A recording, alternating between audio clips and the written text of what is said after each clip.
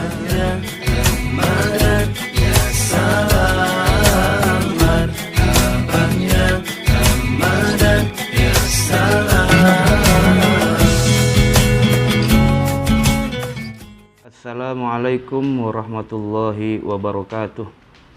Alhamdulillahi rabbil alamin. Assalatu wassalamu ala asyrafil anbiya'i wal mursalin sayyidina wa habibina wa syafi'ina wa maulana Muhammadin wa ala alihi wa sahbihi ajmain.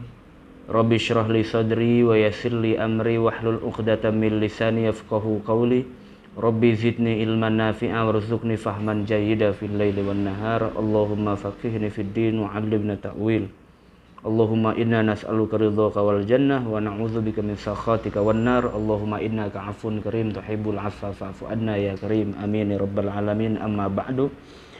Para pendengar sekalian di mana saja berada, para shaimin dan shaimat yang insyaallah selalu dalam rahmat dan perlindungan Allah Subhanahu wa taala.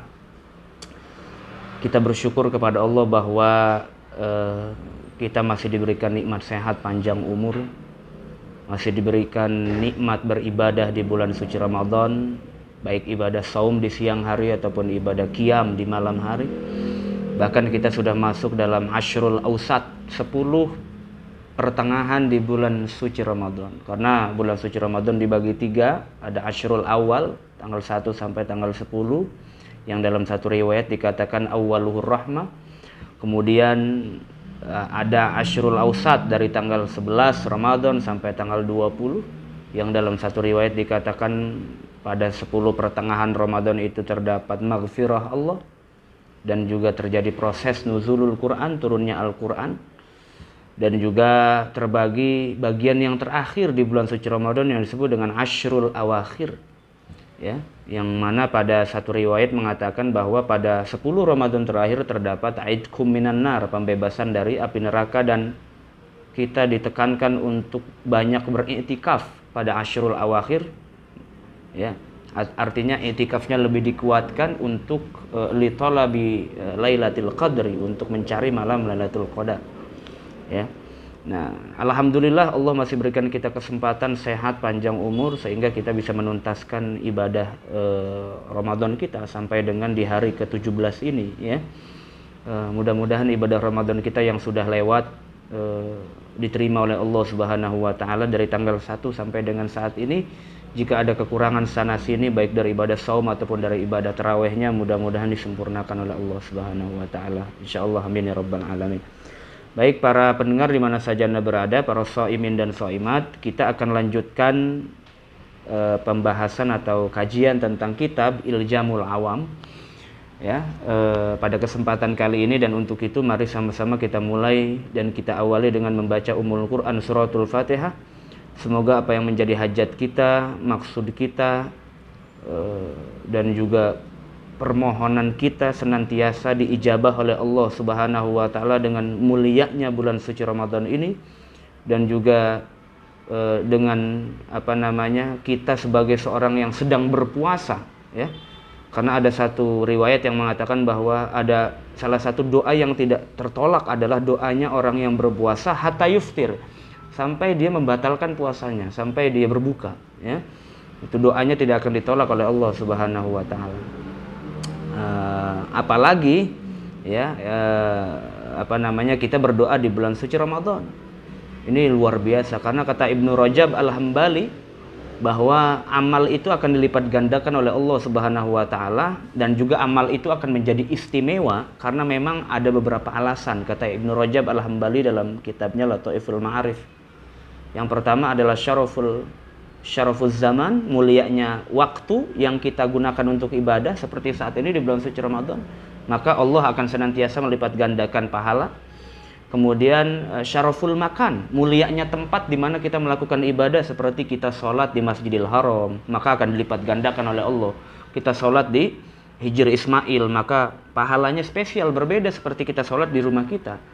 Kita sholat di Masjid Nabawi, Masjidil Aqsa, itu berbeda yang jelas, ya. Karena syaraful makan, mulianya tempat yang digunakan untuk ibadah. Nah, ada lagi syaraful amil, mulianya orang yang melakukan.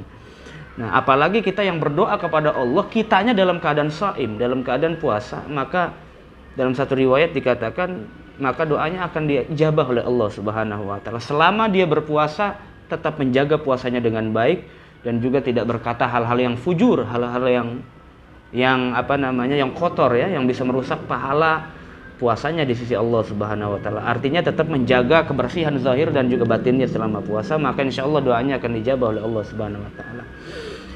Maka kita mohon kepada Allah mudah-mudahan kita selalu diberikan sehat panjang umur oleh Allah Subhanahu wa taala ya, sehingga kita bisa menuntaskan ibadah puasa kita. Kita doakan guru-guru kita, orang tua kita, khususnya buat musannif kitab ini Al-Imam Abu Hamid Al-Ghazali.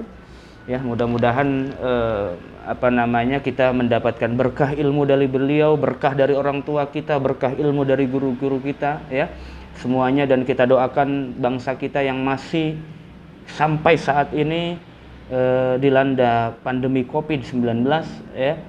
Mudah-mudahan secepatnya Allah lenyapkan virus itu dari negara kita ini ya, sehingga kita nanti bisa insya Allah merayakan Idul Fitri dengan rasa tenang, dengan rasa aman, dengan penuh kebahagiaan sebagaimana tahun-tahun sebelumnya insya Allah.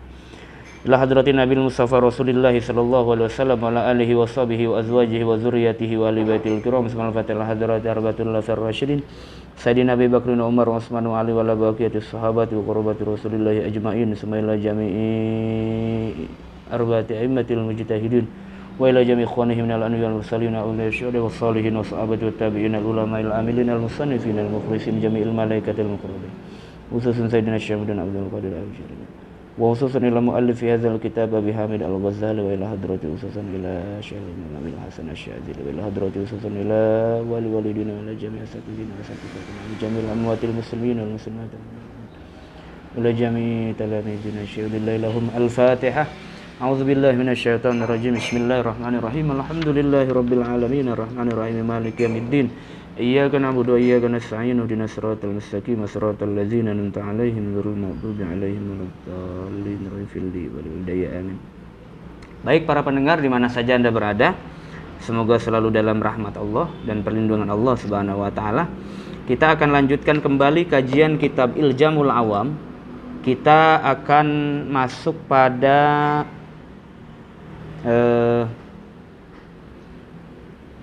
pembahasan wazifah yang kelima ya, tugas yang kelima bagi seorang awam ketika bertemu dengan ayat-ayat mutasyabihat dan juga hadis-hadis Nabi yang mutasyabih ya, yang berbicara tentang Allah dan sifat-sifat Allah Subhanahu wa taala.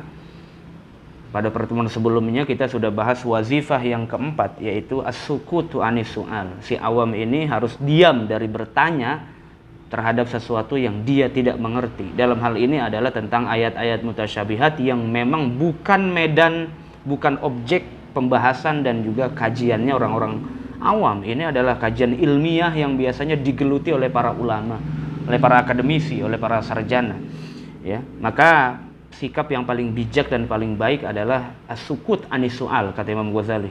Si awam ini punya sifat atau punya sikap diam dari bertanya tentang hal-hal atau ayat-ayat mutasyabihat atau hadis-hadis Nabi yang berbicara tentang Allah dan sifat-sifat Allah, karena memang bukan porsinya orang-orang awam.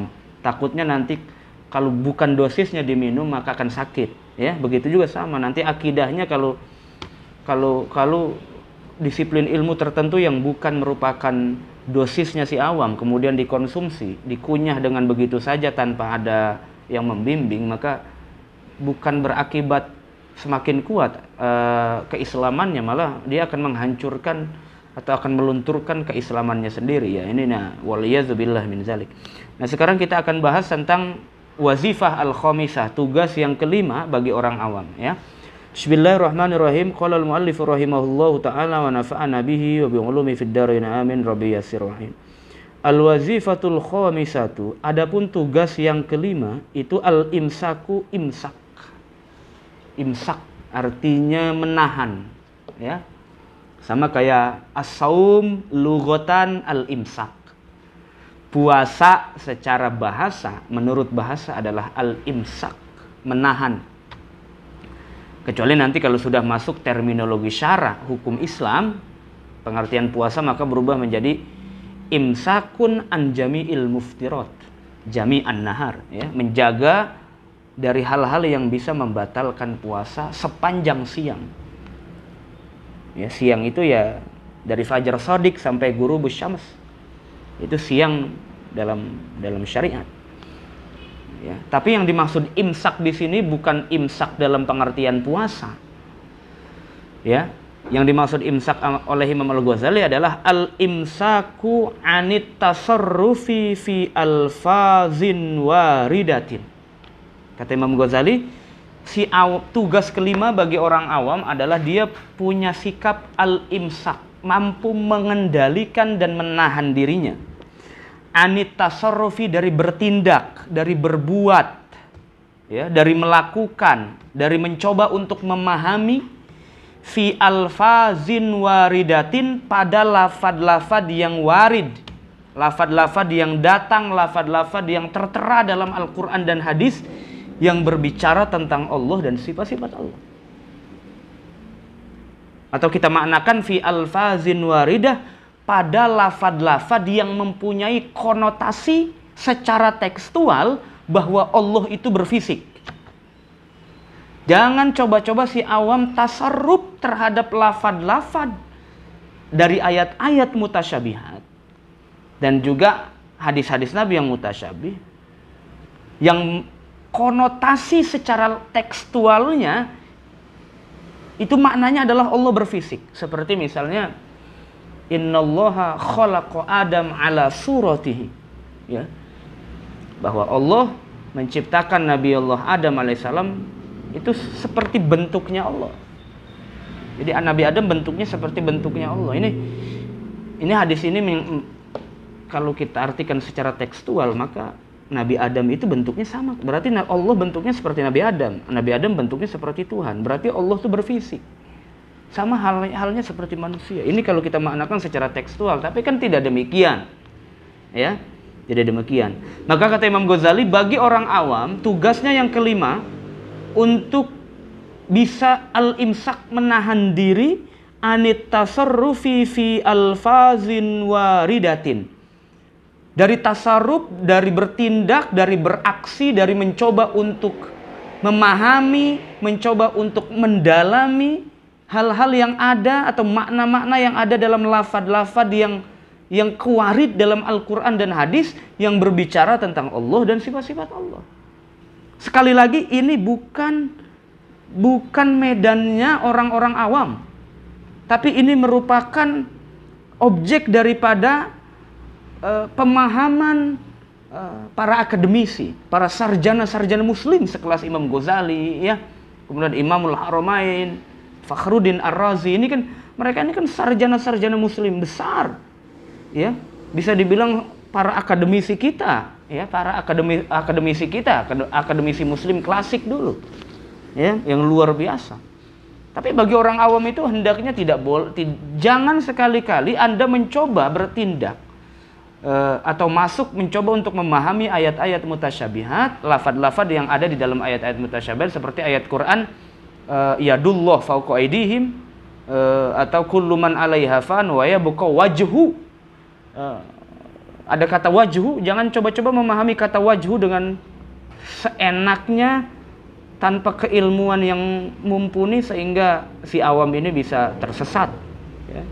Nauzubillah min dzalik. Maka kata Imam Ghazali, wa yajibu ala umumil khalqi, wa yajibu, dan wajib hukumnya ala umumil khalqi, atas mayoritas makhluk.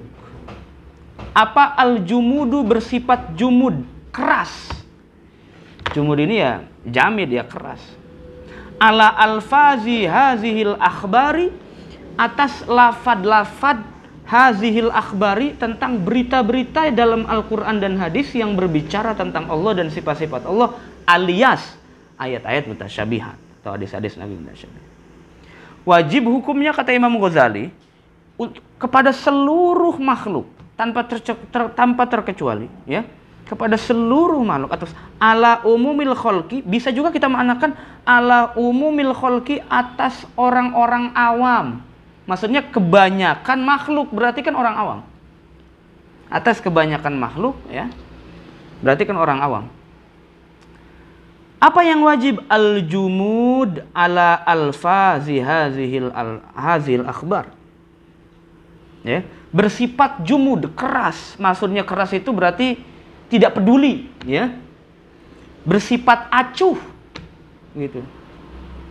Ya.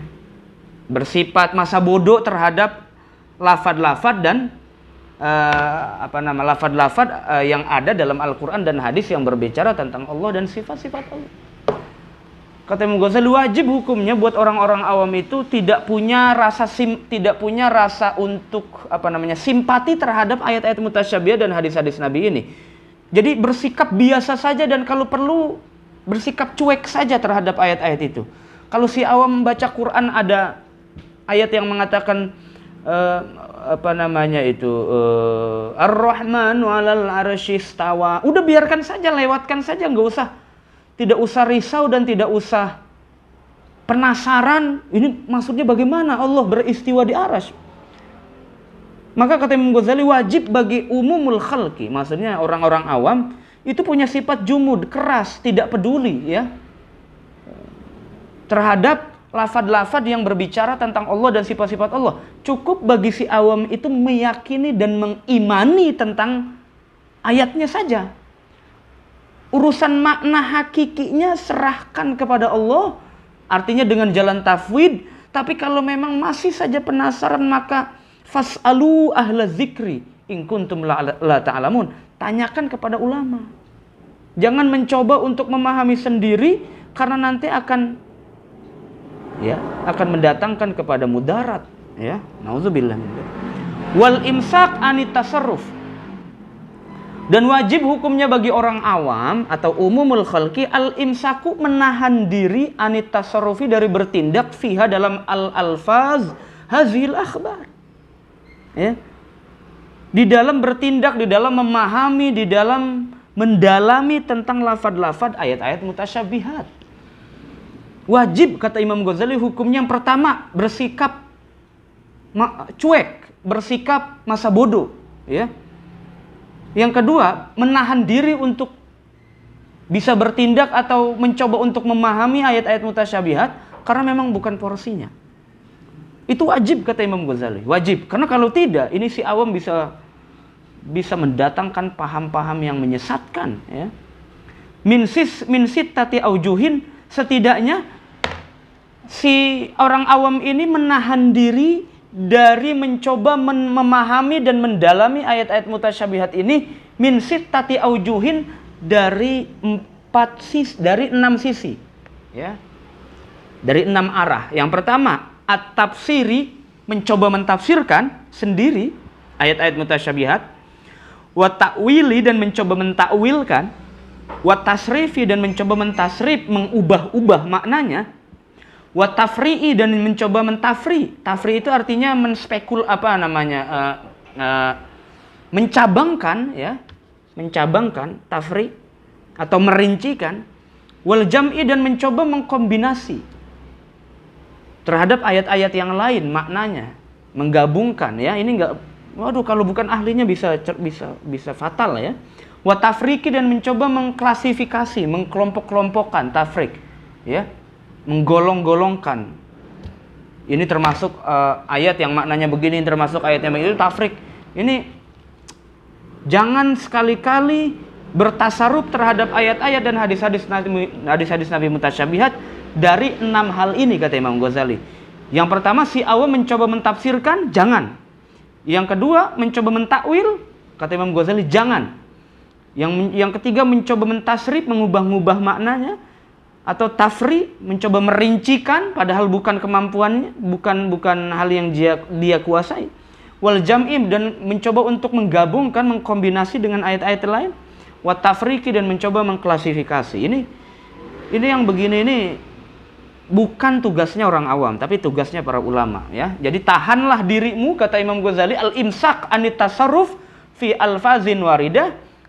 Wajib bagi orang awam menahan dirinya untuk mencoba memahami, mendalami ayat-ayat mutasyabihat, baik dari tafsirnya, baik dari takwilnya, baik dari tasrifnya, tafri, dan juga jama' atau tafriknya dari 6 hal ini. Jauhkan 6 hal ini di dalam hal untuk mencoba memahami ayat-ayat mutasyabihat. Jangan, kata Imam Ghazali, jangan. Yang pertama akan dibahas kemudian akan dibahas oleh Imam Ghazali tentang yang pertama tafsir. Bagaimana pengertian tafsir itu, ya. Jangan sampai orang-orang awam ini mencoba masuk untuk mentafsirkan sendiri ayat-ayat mutasyabihat ini. Al-awwalu, yang pertama itu at-tafsiru tafsir, ya. Itu at-tafsiru tafsir. Wa a'ni, aku bermaksud bihi dengan kata tafsir, yang aku maksud dari kata tafsir di sini adalah tabdilal lafzi, mengganti lafad, bilugotin ukhra, dengan bahasa yang lain, yakumu, yang mana lafad itu, ya, yakumu bisa bertempat, makomaha, di tempat lugotin ukhra fil arabiyati, dalam bahasa Arab, ya, dalam bahasa Arab. Jadi yang dimaksud oleh Imam Ghazali dengan kata tafsir di sini, maksudnya orang-orang awam ini jangan mencoba mentafsirkan ayat-ayat mutasyabihat ini, tapi tahanlah dirimu untuk tidak ceroboh mentafsirkan sendiri.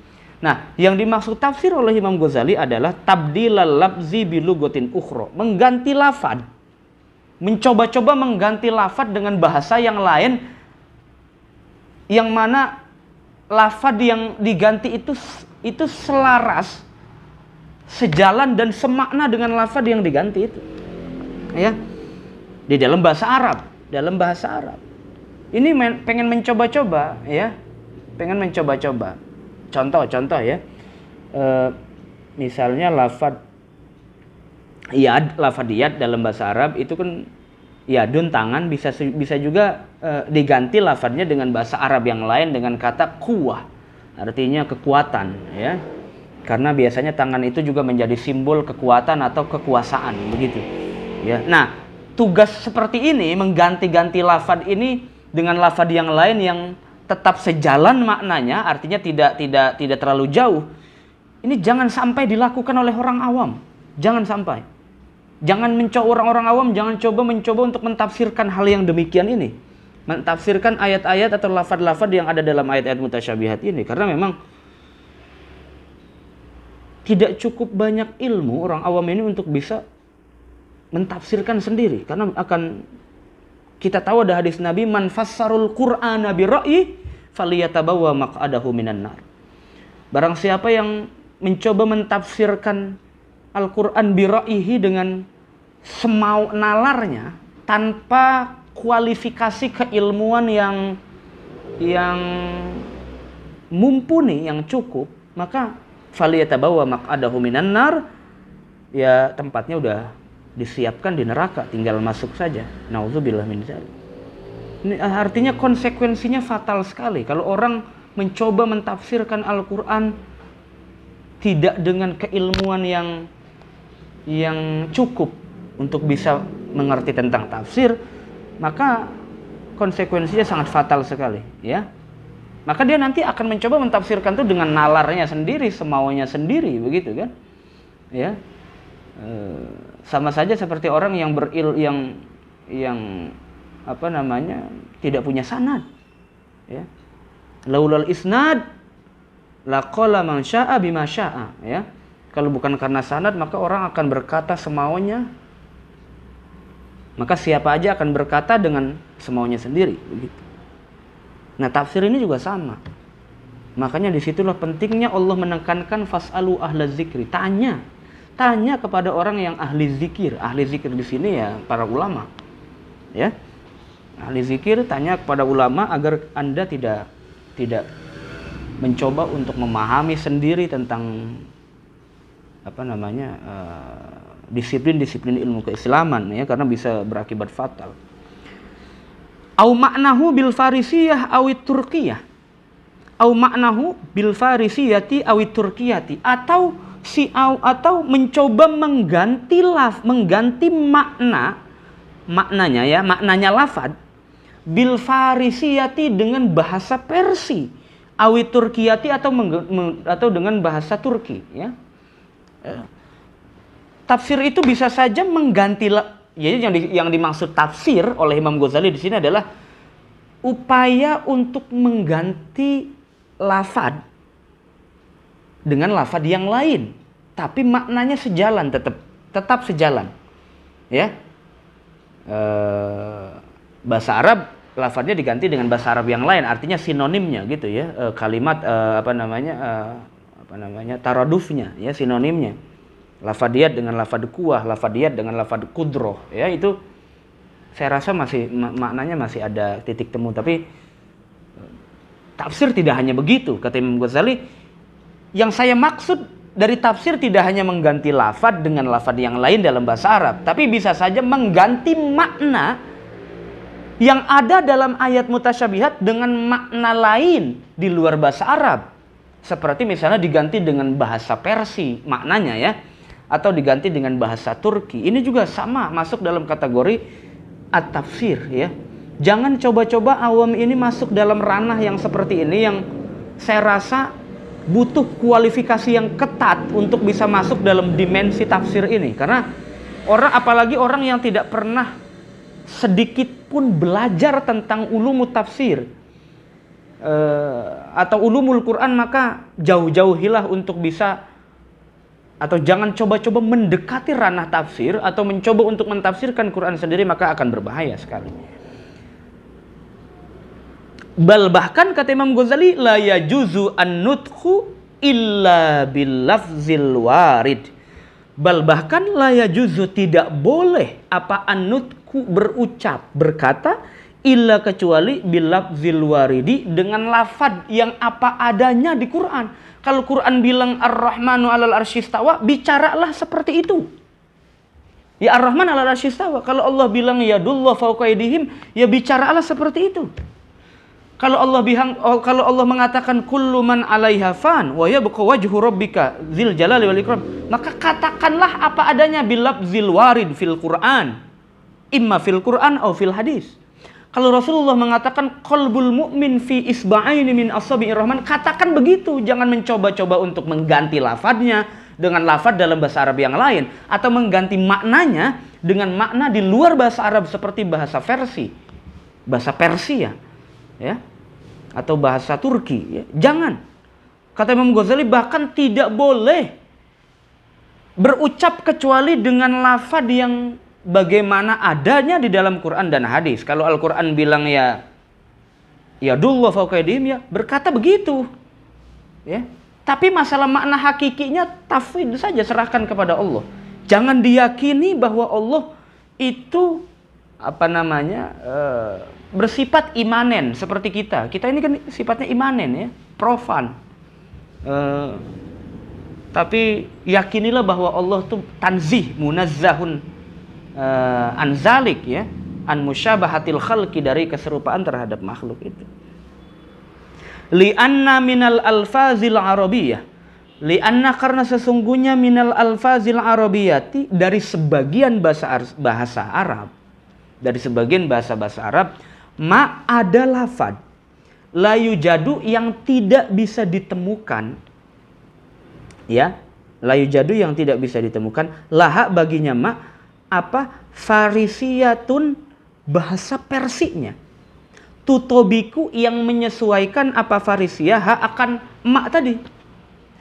Karena dari sebagian lafad-lafad bahasa Arab ada lafad yang kita nggak akan bisa temukan maknanya di bahasa Persia, ya, maknanya yang sesuai di bahasa Persia. Kata Imam Ghazali begitu. Imam Ghazali tahu betul, karena ada sebagian dari bahasa Arab yang kalau kita cari di bahasa Persia itu nggak ketemu maknanya. Walaupun ada juga yang ketemu maknanya, artinya satu makna. Ya, bahasa Arab dengan bahasa Persia agak-agak sedikit mirip begitu ya, agak-agak sedikit mirip. Nah, wa minha, dan itu sebagian dari alfazil arabiyah, ma ada lafaz juga yujadu, yang ditemukan, dapat ditemukan, laha bagi ma farisiyatun, bahasa Persinya, tutobiku, yang menyesuaikan farisiyah, ya, akan ma yang tadi itu. Lakin akan tetapi majarat, ya, adatul fursi bisti'aratiha lil ma'ani allati jarat adatun lil arab bisti'aratiha minha. Ya. lakin akan tetapi ma tidaklah. Ya, atau ma lakin akan tetapi ma jarot adatul fursi. Ya, tidaklah berlaku apa adatul fursi, adat kebiasaan orang-orang Persia, bisti'aratiha lil ma'anil lati jarot adatun lil Arab. Dengan coba meminjam, tuh awas tuh ya, dengan coba meminjam bahasa apa adatul fursi ini lil ma'ani kepada makna-makna allati jarot adatun lil Arab. Begitu. Yang mana biasa berlaku di kebiasaan orang-orang Arab. Bisti'aratiha dengan meminjam Arabiyah minha dari bahasa Persia. Ya. Begitu. Jadi kata Imam Ghazali begini, yang ada itu biasanya orang-orang Arab itu minjam bahasa Persia. Itu yang ada. Suka mengakur-akurkan bahasa Arab dengan bahasa Persia. Jadi bahasanya isti'ar, bahasa Arab itu biasanya meminjam bahasa Persia. Mencari-cari mana cocok bahasa Arab dengan bahasa Persia. Tidak dengan adatul fursi, adat kebiasaan orang Persia yang nggak suka mencari-cari atau mengakur-akurkan bahasa Persia dengan bahasa Arab. Ya. Biasanya malah terbalik. Jadi orang Arab, bahasa Arab yang biasanya mengakur-akuri dengan bahasa Persia. Ya. Kita tahu bahwa kerajaan Persia itu lebih tersohor, lebih maju sebelum datangnya Islam yang dibawa oleh Nabi besar Muhammad SAW. Ya. Bahkan sistem monarki atau kerajaan itu orang-orang Arab ini berkiblat dengan orang-orang Persia. Ya. Orang-orang Arab ini cenderung berkubu-kubu dulu ya sebelum Nabi Muhammad datang, dan juga dari segi sistem monarkinya itu memang kurang berhasil. Kemudian setelah Nabi lahir, kemudian Nabi memimpin kaum muslimin ya ketika di Madinah, maka disitulah mulai orang-orang Islam, orang-orang Arab bisa dikatakan mulai melek dengan sistem pemerintahan, dengan sistem monarki dan semacamnya gitu ya. Sistem pemerintahan lah ya, sistem, walaupun Persia itu dulu sistemnya kerajaan ya, tapi sudah banyak, ada satu riwayat yang mengatakan bahwa kesuksesan orang-orang Arab dalam membangun sistem pemerintahan itu ya karena banyak mencontoh dari orang-orang Persia gitu ya.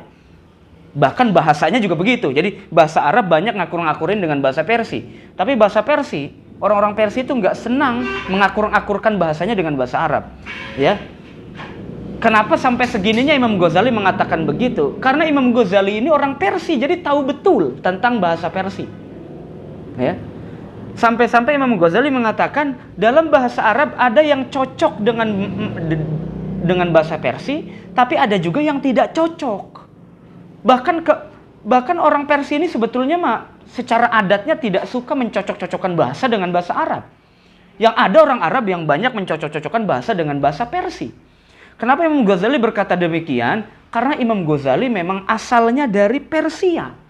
Imam Ghazali ini lahirnya di Ghazal, di Tus, Persia. Bahkan bahasa ibunya Imam Ghazali ya bahasa Persia. Bahasa Arab itu ya bahasa Arab yang dikuasai oleh Imam Ghazali, itu bahasa kedua. Bahasa pertama yang dipahami Imam Ghazali ya bahasa Persia, karena Imam Ghazali lahir di Persia. Lahir di Iran. Ya, di Tus, di Ghazal. Jadi Imam Ghazali paham betul bagaimana tentang bahasa Persia. Jadi kata Imam Ghazali, biasanya bahasa Arab itu yang suka nyocok-nyocokin dengan bahasa Persia. Tapi kebiasaan orang-orang Persia tidak demikian. Begitu. Jadi jangan coba untuk mentafsirkan Al-Quran dengan cara mengganti lafaz ayat-ayat mutasyabihat itu dengan lafaz yang lain dalam bahasa Arab, atau mencoba untuk mengganti maknanya dan kemudian diakuri dengan bahasa Persia atau bahasa Turki. Jangan, ini bukan tugasnya orang-orang awam ya. Wa minha ma yakunu mushtarikan fil arabiyyah wa la yakunu fil mu'jamah. Kadzalik ya. Wa minha, dan itu sebagian dari alfazil arabiyyah, ma ada lafaz yakunu yang ada itu mushtarikan, sama ya, ishtirak sama fil arabiyyah dalam bahasa Arab. Ya. Artinya ada lafaz bahasa Arab yang ishtirak dalam maknanya, tapi wala yakunu fil mu'jamati, itu tidak bisa ditemukan dalam bahasa selain Arab atau bahasa Ajam ya. Tidak bisa. Salah satu keistimewaan bahasa Arab itu begitu, karena banyak sekali istiroknya. Banyak sinonim, banyak istiroknya. Yang kata Imam Ghazali, wala yakunu fil mu'jamah. Ini tidak akan ditemukan dalam bahasa ajam. Kadang tidak ada di dalam bahasa ajam. Ini nilai lebih dari bahasa Arab, ya. Makanya Imam Ghazali ini sangat cinta betul dengan bahasa Arab, ya. Makanya bahasa Arab seperti bahasa ibunya. Padahal Imam Ghazali ini orang Persia, tapi bahasa Arab seperti bahasa ibunya sendiri. Nah, jadi dalam hal ini Imam Ghazali melarang orang-orang awam untuk mencoba memahami ayat-ayat mutasyabihat itu dengan cara mentafsirkan ayat ataupun hadis mutasyabihat dengan semaunya. Baik dengan cara mengganti lafadznya dengan lafadz yang lain dalam bahasa Arab, atau mengganti maknanya dengan makna yang lain di luar bahasa Arab. Ini jangan, ini bukan porsinya orang awam. Kalau bisa ditahan dirinya, kalau bisa cuek saja dengan ayat-ayat mutasyabihat, bicara saja apa adanya dengan lafadz yang ada dalam Al-Quran dan hadis itu, dan yakini bahwa maknanya adalah makna yang paling tinggi di sisi Allah Subhanahu wa taala. Itu saja cukup. Itu yang dimaksud al-imsak anit tasarruf fi alfazin waridah menurut Imam Ghazali. Jadi si awam punya sikap menahan diri untuk cepat mengklaim memahami tentang ayat-ayat mutasyabihat. Yang pertama itu bisa dengan cara tafsir. Ini jangan coba-coba mentafsirkan ayat-ayat mutasyabihat dan hadis-hadis Nabi dengan semaunya tanpa kemampuan ilmu yang mencukupi, ya. Mungkin teman-teman sekalian sampai sini kita berhenti di sini saja, ya. Nanti akan kita lanjutkan pembahasan kita tentang wazifah yang kelima ini, al-imsaku anit tasarruf fi alfazin waridah, insyaallah di pertemuan selanjutnya. Nanti kita akan lanjutkan fa ammal awwalu misaluhu lafzul istiwa ila akhirih, yang insyaallah akan kita bahas di pertemuan selanjutnya. Mudah-mudahan sehat panjang umur, kita bisa bertemu kembali, dan juga kita mohon kepada Allah mudah-mudahan ibadah puasa kita diterima oleh Allah Subhanahu wa taala, kita diberikan sehat panjang umur oleh Allah Subhanahu wa taala. Wallahul muwaffiq ila aqwamit thoriq. Assalamualaikum warahmatullahi wabarakatuh.